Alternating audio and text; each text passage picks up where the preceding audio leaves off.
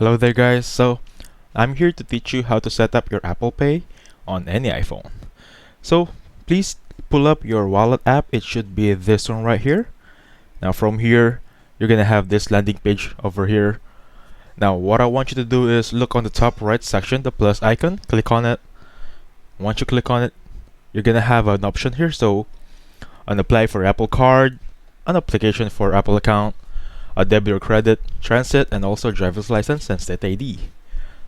So since we're gonna set this up, just choose anything that you want here, whatever you need. But for this discussion purposes, I'm gonna choose debit or credit card. Now we have two options here. You can scan it directly, as you can see here, or enter the details manually. So on my end, I'm just gonna scan it real quickly right here. Just gonna place the card right there. And then there you go, it's scanned. From here, it's gonna ask for the expiration date and of course the CCV. Now, let's not be comfortable on the expiration date being scanned properly. You just need to check it. So as on my end, it says April 23 here. That's wrong. I'm gonna change it properly for the right one.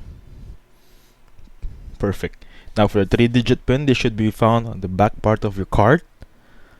Give me a second here. Now it's adding a card as of now. Now, this may be a problem in some places or areas of your location. So as you can see here, your issuer does not yet offer support for this card. That means my bank does not have Apple Pay yet. So technically on my area, the majority of cards or banks here doesn't have Apple Pay yet.